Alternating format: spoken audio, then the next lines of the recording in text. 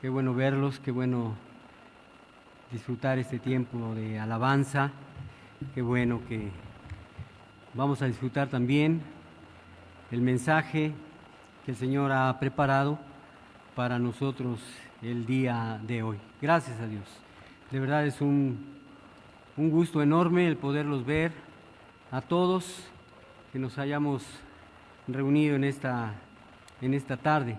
Ya es el segundo culto de este día y gracias a Dios por el tiempo que vamos a pasar juntos.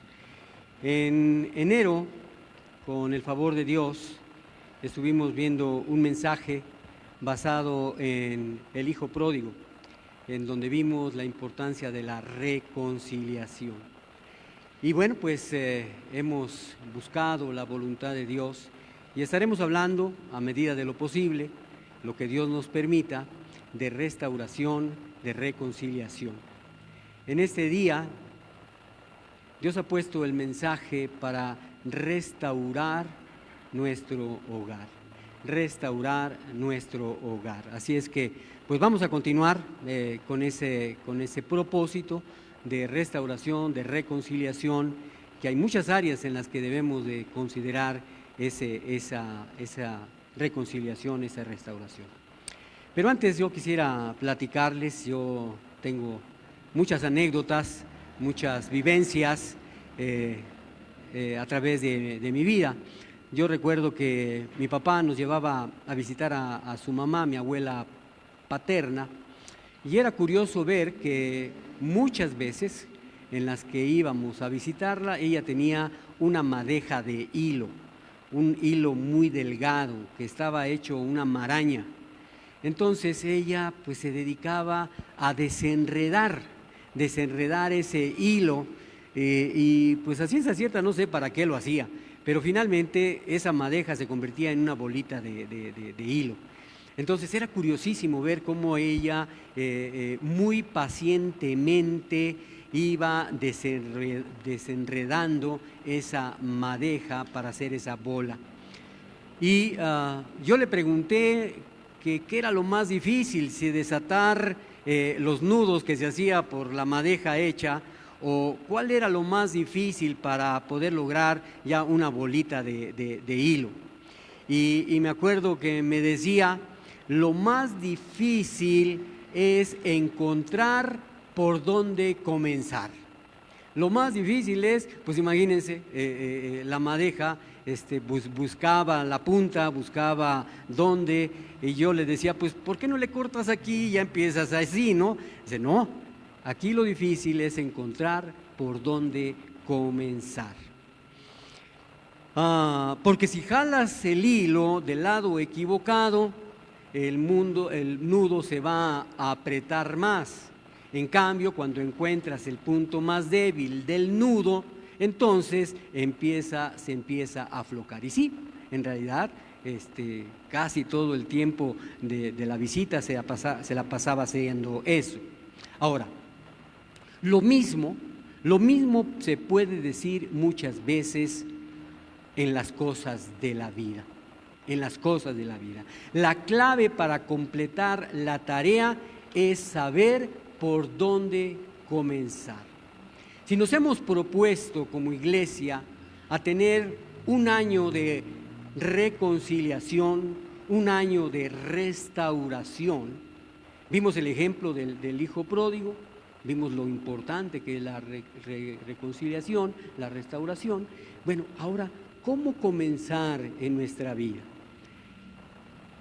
La clave para comenzar la tarea es por dónde comenzamos. Y hoy quiero pedir a Dios que me ayude a hablar de una cuestión en particular. Se trata de la restauración y en particular vamos a enfocar la restauración en el hogar. En el hogar. Aunque también se aplica, obviamente, no solo a los que viven en familia, también a los que viven solteros o los que puedan estar viviendo ya una viudez, hombres o mujeres. Si Dios lo permite, durante las próximas semanas hablaremos de la familia. Hace algún tiempo había una hermana y me decía, ay, ¿por qué habla tanto de la familia? ¿Por qué no nos da otros mensajes? Bueno, el núcleo de la sociedad es la familia. Lo primero que formó Dios después de la creación fue la familia. ¿Y qué es lo que está más deteriorado en estos últimos años? La familia. Entonces, ¿por dónde comenzar? Pues por la restauración de la familia, en particular la restauración del hogar. Las verdades que conoceremos acerca de la familia también tendrán obviamente relación con solteros, con viudos, con viudas. Entonces, hoy comenzamos con el corazón del hogar. ¿Y por qué comenzar en el hogar? Por lo que están viviendo muchísimas familias hoy en día. A veces en nuestra propia casa, en nuestra propia familia, con nuestros vecinos. Muchas familias hoy en día están atravesando por diversas situaciones más que difíciles, desafiantes. Por ejemplo, muchas familias han comenzado o ya tienen tiempo con crisis económicas. Y parece que las cosas no pintan bien, parece. Entonces, muchas familias, por ejemplo, están viviendo situaciones difíciles por crisis económicas. La inflación, la falta de empleo, los altos costos de la vida están afectando a muchísimas familias, generando estrés y ansiedad. ¿Por qué razón en comenzar con la familia, con el hogar? Por los problemas emocionales y de salud mental. La ansiedad, la depresión, el estrés afectan tanto a padres como a hijos y muchas veces por la presión social y económica están viviendo las familias problemas emocionales y de salud mental. Por supuesto, y no podemos negarlo, dentro y fuera de la iglesia hay crisis de fe y crisis de valores también. Muchas familias enfrentan desafíos espirituales, alejándose de los principios bíblicos y experimentando incertidumbre en su fe. ¿Por qué comenzar con el hogar? ¿Por qué comenzar con la familia? Por la influencia tecnológica y de redes sociales. Es un uso excesivo de dispositivos que está afectando la comunicación y el tiempo de calidad en el hogar. No solo eso, las familias, el hogar está sufriendo de violencia, de adicciones. El abuso de sustancias, la violencia doméstica y otras problemáticas están destruyendo las familias, los hogares. Y un punto que a mí me preocupa en manera grande, que es la desintegración familiar.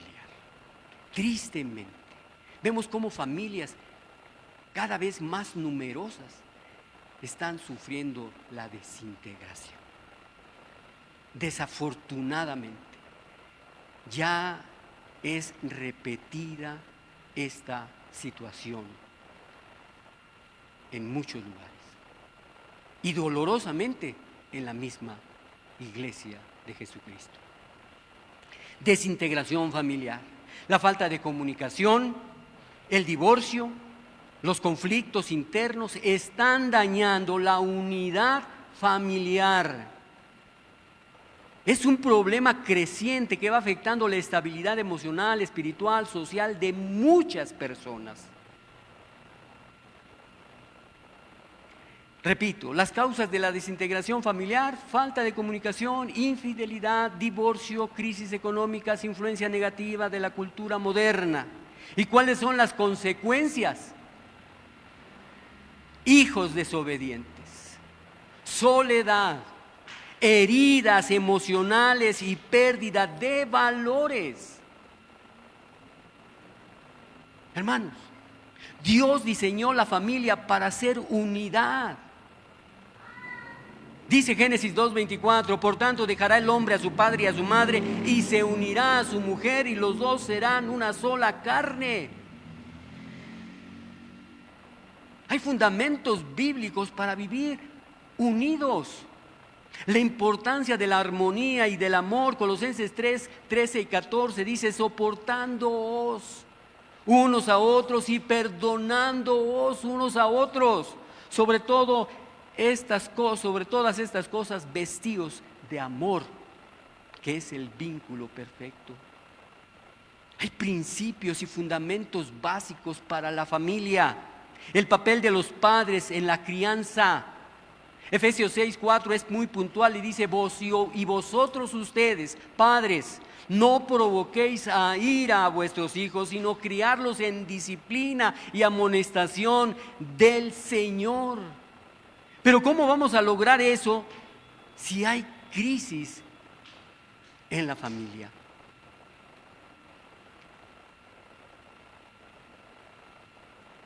Hay principios bíblicos. Hay restauración, debe haber restauración y esperanza en Dios. Hay un gran poder que no queremos utilizar, que es el poder del perdón y la reconciliación. Lucas 15:20 dice, y el regreso del hijo pródigo nos muestra el amor restaurador del Padre. La oración como una herramienta de sanidad familiar. El llamado a priorizar a Dios en el hogar. De esto vamos a hablar hoy. Y Dios, su Espíritu Santo, nos va a ayudar a retener y a hacer su voluntad. Porque en medio de todo esto, amados, la familia necesita volver a Dios, fortalecer su fe y recuperar los valores fundamentales. Por lo tanto, hoy comenzamos con el corazón del hogar. Hogar. Mire, en la Biblia el concepto hogar está profundamente vinculado a la idea de un lugar de refugio. Hogar, un lugar de refugio, un lugar de seguridad, un lugar de amor, de obediencia a Dios. Esto es el hogar. El hogar no es solamente un lugar físico, sino también un espacio espiritual y emocional donde se fomentan las relaciones sanas y se cultiva la fe. La palabra hogar se refería originalmente a ese lugar frente a una chimenea. En las casas antiguas, allí junto a la chimenea se cocinaba. Allí se reunía la familia para calentarse y allí llegaban los amigos de visita. Una casa podría estar vacía, pero un hogar tenía calor, un hogar tenía vida. Pregunto, amados hermanos, ¿tú qué quieres? ¿Quieres que tu casa sea simplemente un lugar donde tú vives? ¿Quieres que tu casa sea solamente un lugar donde tú vives? ¿O quieres que sea un hogar? Ahora, no es necesario prender un fuego de chimenea para que tu casa se convierta en un verdadero hogar. Ya muchas casas no tienen hogar, y menos esos departamentos donde los promueven. Un departamento con una sola recámara, ¿dónde metemos una chimenea? No necesariamente tendríamos que encender una chimenea. Hay otro fuego que es muchísimo mejor y más importante y necesario. Para descubrirlo, ese fuego, vamos a volver al momento de restauración en la vida del pueblo de Dios. De ahí vamos a tener una gran enseñanza para el día de hoy. Si queremos que nuestros hogares sean restaurados, tenemos que aprender de este ejemplo del pueblo de Israel. de este pueblo, si queremos que nuestras vidas sean restauradas, también tenemos que seguir este ejemplo. Por lo tanto, vamos a volver a los días del exilio babilónico para ver cómo comienza la restauración. Durante 70 años, este pueblo de Dios había tenido que vivir lejos de la tierra que Dios les había dado. Habían desobedecido tanto a Dios que Él les quitó todas sus bendiciones. Bajo el pacto que hizo con ellos era en el Antiguo Testamento. Les dio una tierra, les había dado un rey, un templo para adorarle. Pero todo eso lo perdieron. Y fueron arrancados de la tierra, su templo fue destruido y su rey fue removido. Sin embargo, al final de estos 70 años, Dios les mostró su gracia. Permitió que un pequeño grupo regresara a la tierra para comenzar de nuevo. En este tiempo de renovación, ¿qué crees que hicieron? ¿Qué fue lo que hizo este pueblo?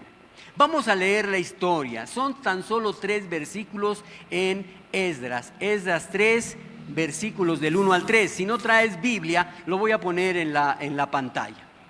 Dice ahí, Esdras 3, versículos del 1 al 3. Y de este ejemplo vamos a aprender muchas cosas. Dice, cuando llegó el mes séptimo, y estando los hijos de Israel ya establecidos en las ciudades, se juntó el pueblo como un solo hombre en Jerusalén.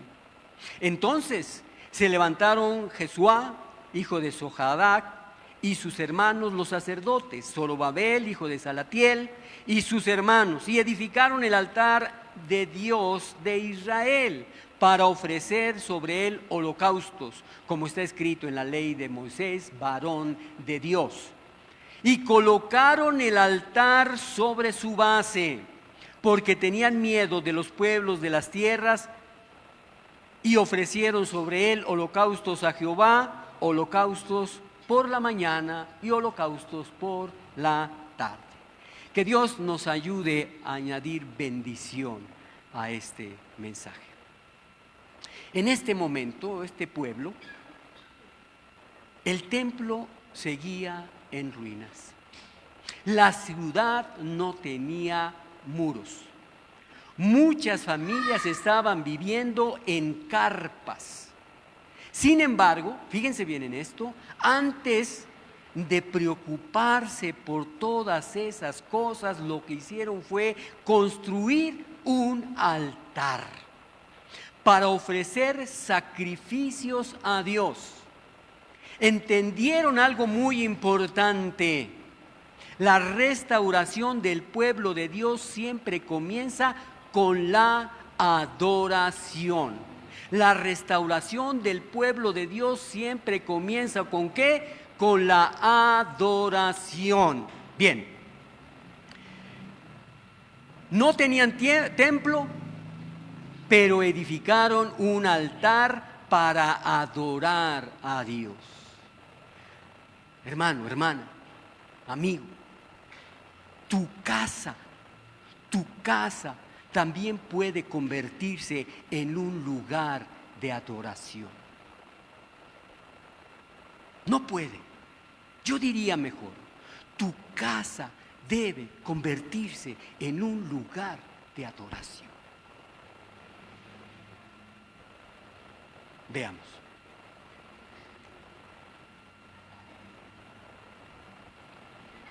Todo esto estaba mal en ese tiempo y tenían miedo de la gente que les rodeaba. No obstante, se pusieron a adorar antes de hacer cualquier otra cosa. Fíjate bien en esto. Cuando no hay adoración,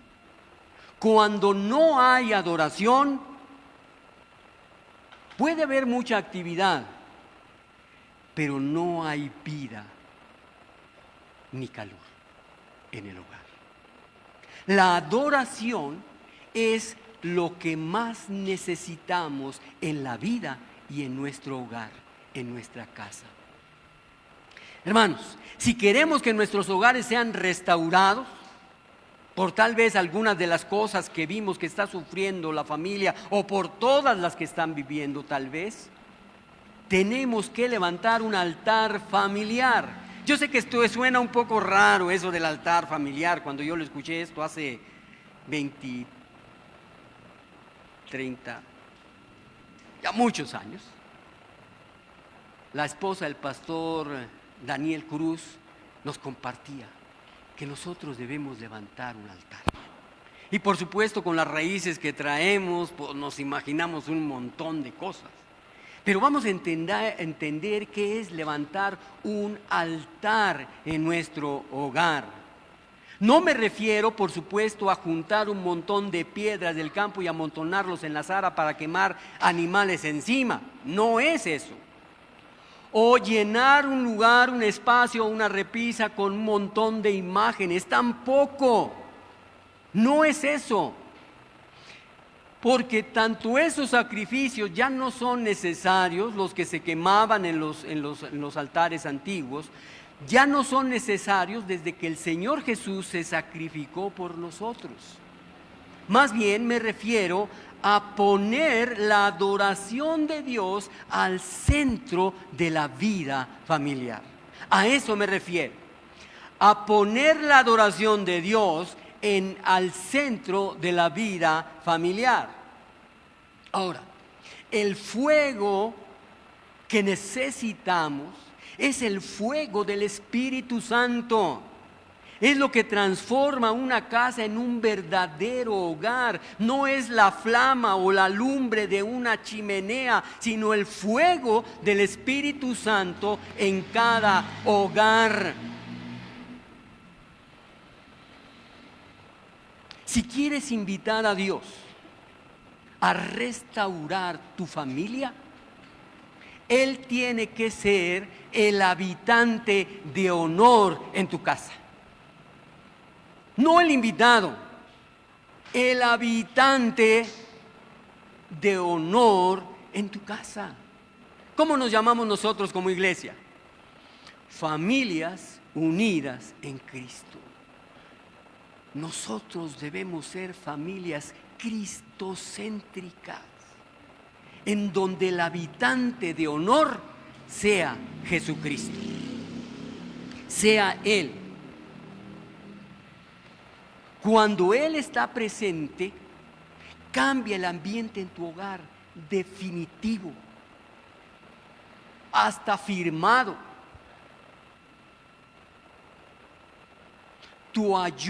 Él te ayudará a resolver los problemas en lugar de buscar culpables. Es que fue él, es que fue ella, es que fue el vecino, es que fue mi padre, es que fue mi madre, es que fueron mis hijos. No.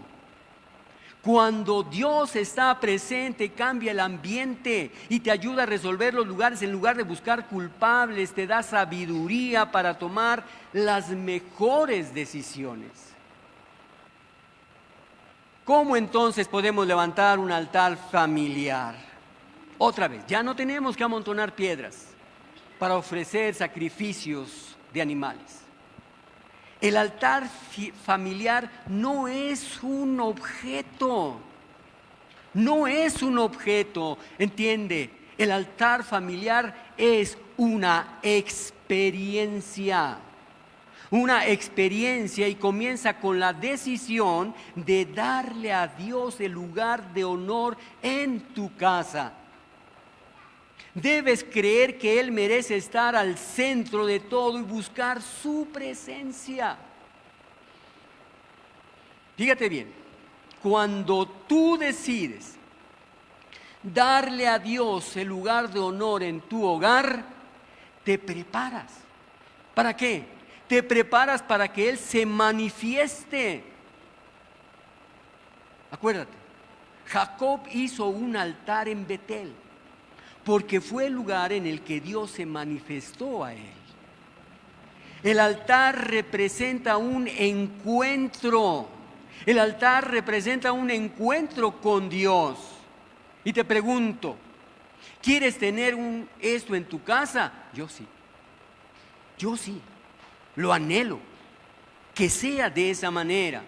El primer paso es decidir que lo harás y saber que la adoración es unidad.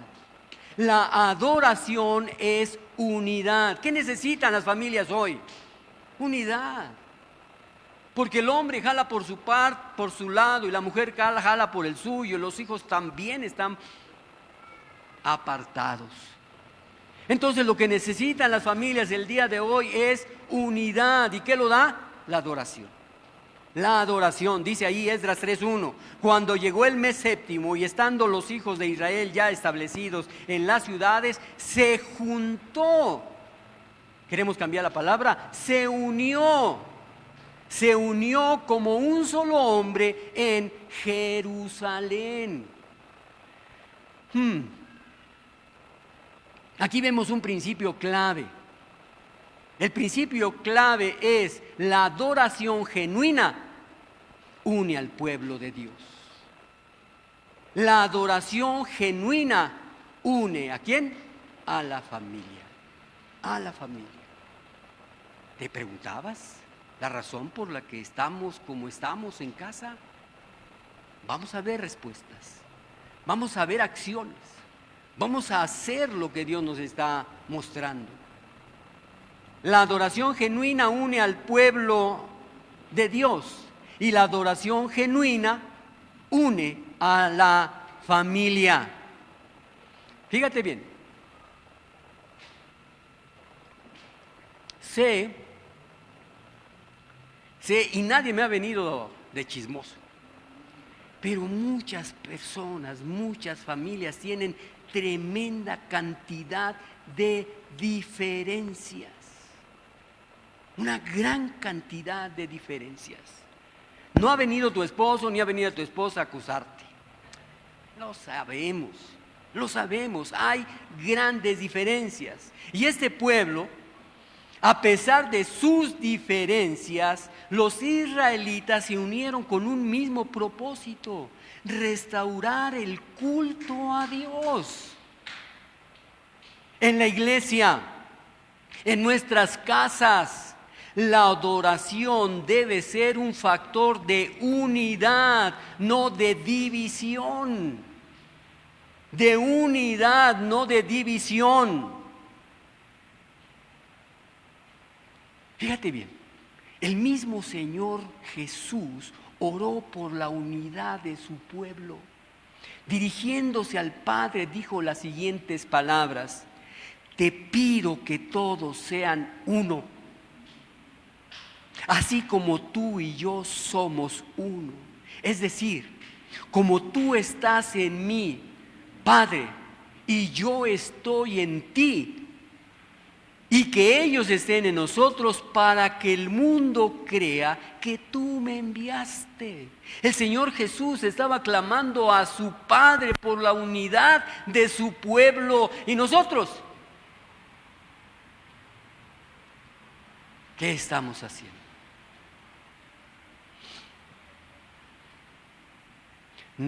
¿Nos acercamos a la adoración con un corazón unido? ¿O dejamos que las diferencias nos sigan separando? Reflexiona. ¿Qué es lo que en realidad está pasando en tu hogar, en tu casa? ¿Te estás acercando a la adoración con un corazón unido o todo lo contrario? ¿Estás dejando que las diferencias nos separen? En toda la vida vamos a tener diferencias, pero no tenemos por qué separarlos. Tenemos que pedir sabiduría para enfrentar esas diferencias. En el altar familiar sacrificas alabanza. ¿Qué es esto? Hebreos 13:15 dice: así que ofrezcamos continuamente, fíjate bien, continuamente a Dios por medio de Jesucristo un sacrificio de alabanza. Es decir, el fruto de los labios que confiesan su nombre. ¿Qué estamos hablando? ¿Cómo nos estamos expresando? Dice que debemos ofrecer, no esporádicamente, sino continuamente a Dios por medio de sacrificio, por medio de Jesucristo, un sacrificio de alabanza, el fruto de los labios que confiesan su nombre. Hermanos, esa alabanza puede ser una oración de agradecimiento, una oración de agradecimiento. Pero tristemente, amados hermanos, como cristianos, no hemos considerado ya el poder de la oración. Ya no. Lamentablemente nos hemos distraído con un montón de cosas. Y déjame que te haga reflexionar en esto. ¿Cuántos de los que decimos que creemos en la oración, creemos realmente en el poder de la oración? Si creyéramos en el poder de la oración, estarían pasando cosas preciosas y maravillosas en tu vida, en tu familia, en tu iglesia, en tu nación. Pero ¿cuántos de nosotros que somos cristianos, que decimos que creemos en la oración, realmente creemos en el poder de la oración? Fíjate bien, ¿por qué los cristianos nos consideramos derrotados con tanta frecuencia? La respuesta es porque oramos tan poco. ¿Por qué los miembros de las iglesias que somos activos nos hallamos desalentados y alicaídos? Porque oramos tan poco. ¿Por qué vemos a tan pocos atraídos de las tinieblas a la luz por medio de nuestro ministerio? Porque oramos tan poco. ¿Por qué nuestras iglesias no están ardiendo por el Señor? Porque oramos de verdad con tan poca frecuencia. ¿Por qué está nuestro hogar y nuestra familia en las condiciones? Porque oramos tan poco. Los grandes avivamientos han sido por la oración. Las grandes predicaciones que han impactado a pueblos han sido respaldadas por la oración. ¿Cómo nosotros como familia vamos a ser restaurados si no oramos? No oramos como individuos, como familia, como iglesia. La alabanza puede ser una oración de gratitud, de agradecimiento. La alabanza también puede ser una canción de adoración. Puedes usar música. Lo importante es separar tiempo para adorar y a orar.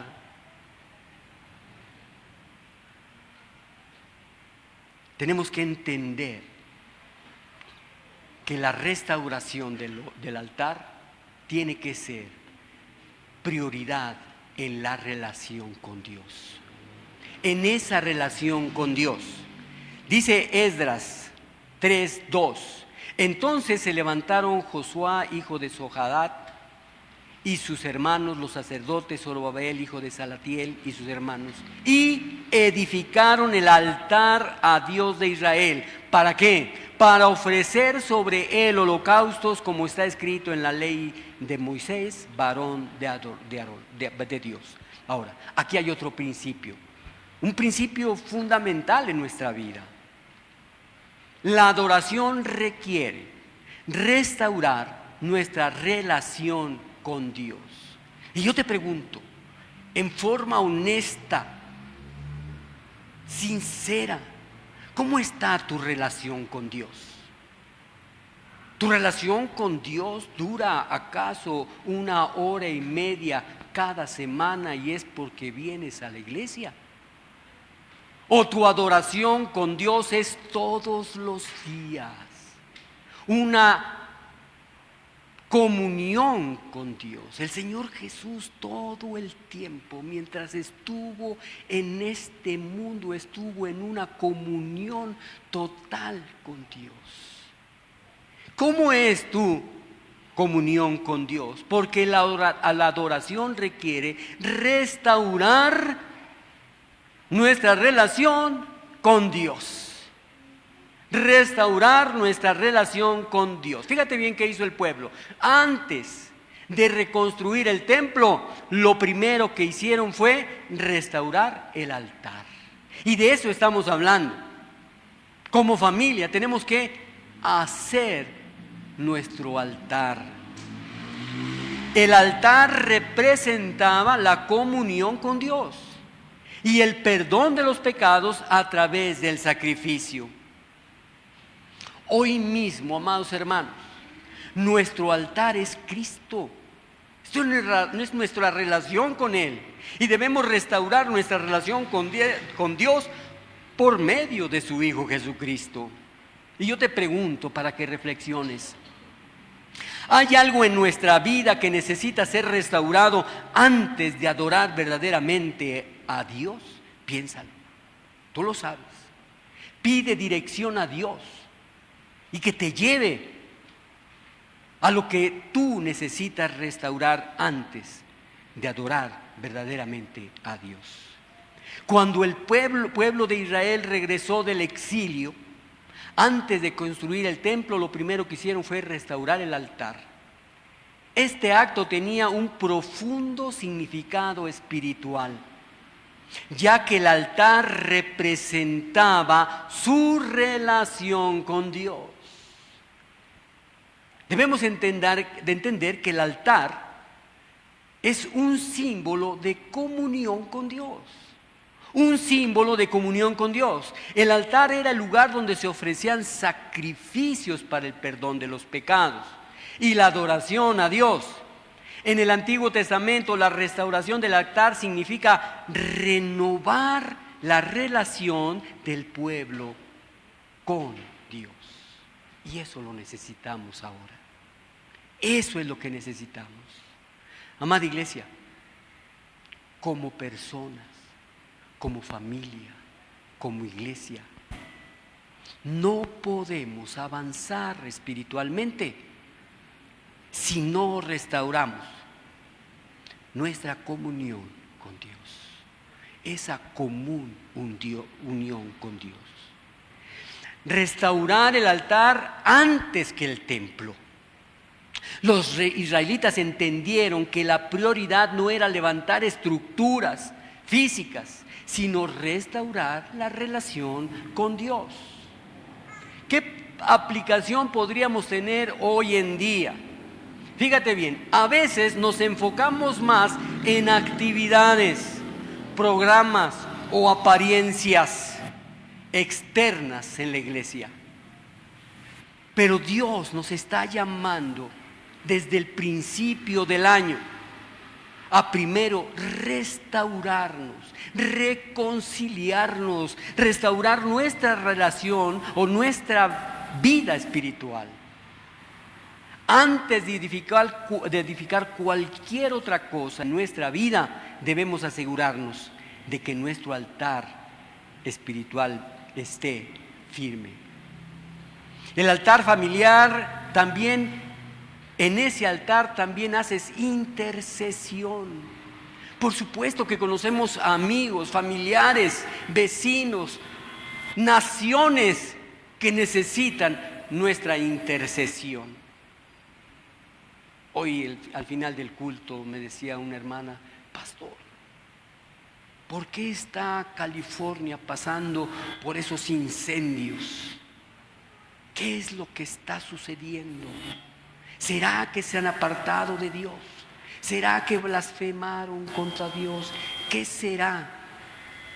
Vamos a preocuparnos, le dije a la hermana, vamos a preocuparnos por interceder por California, por interceder por el Medio Oriente, por interceder por nuestros pueblos en nuestra república, interceder por nuestra familia, interceder por nuestro cónyuge. El altar familiar también necesita tener intercesión.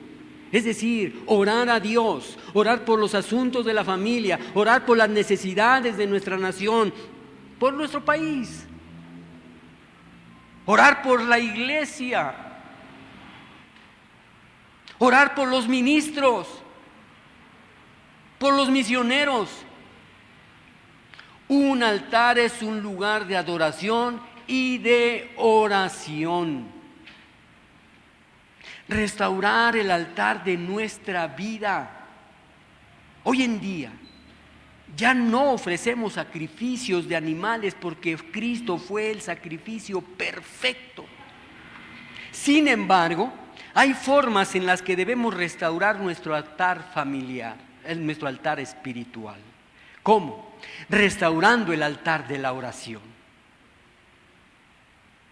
¿Cómo está nuestra vida de oración? El Señor Jesús tiene el mismo poder hoy que antes y que siempre. El Señor Jesús está deseando que los hombres sean salvos hoy y siempre. Su brazo no se ha acortado para salvar, pero Él no puede alargar este brazo a menos que nosotros oremos y intercedamos. Tenemos que restaurar el altar de la oración. Tenemos que restaurar el altar de la palabra de Dios. ¿Estás meditando en su palabra? ¿Estás leyendo su palabra todos los días? Tienes un programa. Cada semana tienes un programa para leer la Biblia y al final habremos leído por no sé cuántas veces como iglesia la Biblia por completo. Tenemos que restaurar el altar de la palabra, meditando en ella. Restaurar el altar del arrepentimiento. Hay pecados, hábitos en tu vida que no están siendo confesados a Dios.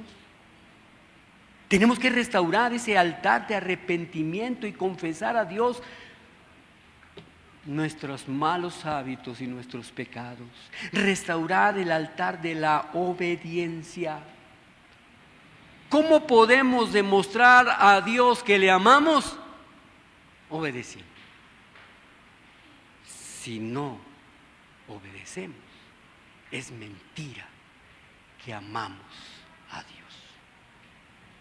Y hay muchas cosas que Dios nos está pidiendo que hagamos. No podemos experimentar un avivamiento personal, no podemos experimentar un avivamiento como iglesia ni como nación sin restaurar nuestro altar personal. Y hay urgencia de restaurar el altar. En Esdras 3:3 nos dice que los israelitas reconstruyeron el altar a pesar del miedo que sentían por sus enemigos. Y esto nos enseña que nuestra relación con Dios debe ser una prioridad, sin importar las circunstancias. Debe ser nuestra prioridad. Algunos de ustedes han oído esto de mí cada rato. Nuestra principal prioridad es Dios. Antes que tu esposa o que tu esposa, antes que tus hijos. Nuestra prioridad número uno como hombre, como mujer, como joven, como adolescente es Dios. Esa es nuestra prioridad. A pesar de las circunstancias, nuestra relación con Dios debe ser una prioridad sin importar las circunstancias. Ay, pero es que estoy enfermo. Ay, pero que estoy solo. Ay, pero que estoy herido. Ay, no importa tus circunstancias. Nuestra relación con Dios debe ser una prioridad. A veces el enemigo vino a mentir, a destruir, ese enemigo tratará de intimidarnos, pero debemos ser valientes en nuestra fe. Y por último, debemos entender la adoración, que debemos orar en medio del temor. ¿Vivimos en medio del temor? Sí. Muchos temores, muchas inseguridades en nuestra familia, por nuestros cónyuges, por nuestros hijos, por la situación que estamos viviendo como país. ¿Pero qué? Esdras dice, 3:3, y colocaron el altar sobre su base, pero tenían miedo de los pueblos de las tierras y ofrecieron sobre él holocaustos a Jehová, holocaustos por la mañana y por la tarde. ¿Cuál es el principio clave? La adoración no depende de nuestras circunstancias, sino de nuestra fe. Hermanos, a pesar de sentir miedo por sus enemigos, el pueblo decidió obedecer a Dios. La adoración verdadera se mantiene firme incluso en tiempos de adversidad. Recordemos, Daniel oró aun cuando estaba enfrentando la amenaza de un foso de los leones. Pablo y Silas adoraron en la cárcel. Entonces, cuando los israelitas regresaron del exilio, enfrentaron oposición y amenazas de los pueblos que los rodeaban. Tú y yo estamos librando oposición y amenazas. Sin embargo, en lugar de ceder al miedo, ellos eligieron adorar a Dios y restaurar su altar. Esto nos enseña que la verdadera adoración no depende de nuestras circunstancias, sino de nuestra fe. De nuestra fe y de nuestra confianza total y absoluta a Dios. Aquí podemos ver algunos puntos. La realidad del temor de la vida de los creyentes. El temor es una emoción natural cuando enfrentamos oposición, incertidumbre o peligro. Los israelitas tenían razones para tener miedo, pero decidieron que su adoración a Dios sería su prioridad. ¿Cuál fue la respuesta al temor?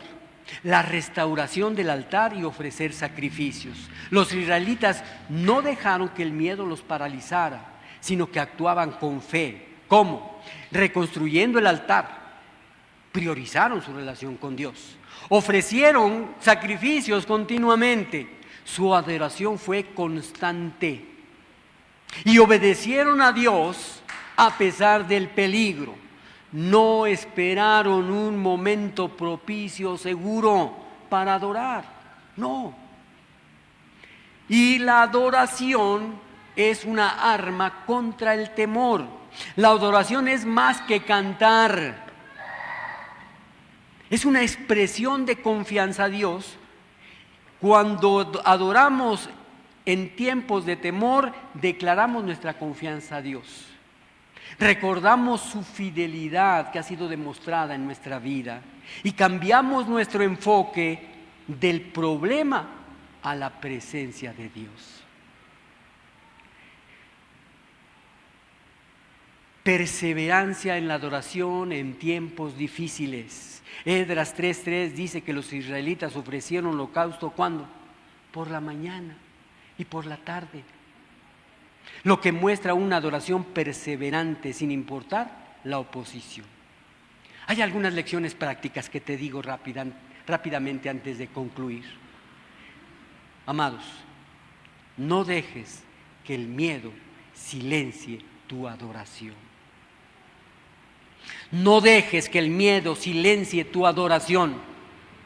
Adora a Dios en todo tiempo, en toda circunstancia, no solo cuando las cosas van bien. La adoración fortalece nuestra fe y nos llena de paz. ¿Cómo podemos concluir este mensaje? Primeramente, La restauración de la adoración comienza con la unidad de su pueblo. La restauración de la adoración comienza con la unidad de nuestra familia. Nuestra prioridad debe ser restaurar nuestra relación con Dios antes que cualquier otra cosa. Y tercer punto, la adoración verdadera persevera aún en medio del miedo y de la oposición. El llamado de hoy, de Dios para su pueblo, es que nos invita a restaurar nuestro altar espiritual. Yo te dejo con esta pregunta y llévatela. ¿Estás dispuesto a buscarle con un corazón sincero, sin importar las dificultades? ¿Cuál puede ser la respuesta de esta iglesia? Amén, amén. Vamos a orar. Señor y Dios, poderoso Padre, te damos muchas gracias. Estamos aquí, Señor, delante de ti, primeramente reconociendo que necesitamos restaurar nuestra vida de adoración. Muchas veces nos hemos permitido que las distracciones, el miedo, las preocupaciones nos alejen de tu presencia. Pero hoy, Señor, has hablado a mi corazón, a mi entendimiento, a mi mente. Señor, te pedimos que avives en nosotros el deseo de adorarte en espíritu y en verdad. Restaura nuestro altar espiritual, Señor. Que nuestra oración sea constante, perseverante, que nuestra comunión contigo sea profunda y que nuestra adoración no dependa de nuestras circunstancias, sino de quién eres tú. Renueva nuestro amor por ti, por tu palabra, y enséñanos a buscarte todos los días con todo nuestro corazón. Danos valentía para adorarte aún en medio del temor, como los israelitas aquí en estos versículos de Esdras. Ayúdanos a levantarnos en fe, a confiar en que tú eres nuestro refugio y nuestra fortaleza.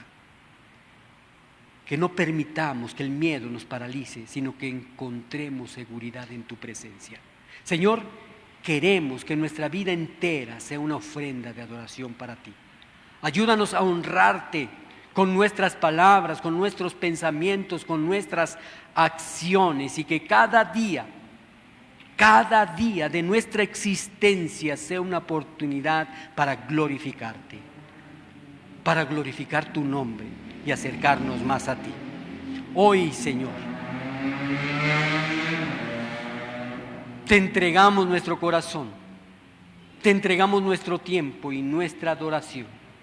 Recibe, Señor, el sacrificio de alabanza que sale de nuestros labios, y haz de nosotros un pueblo que te adore con pasión y entrega.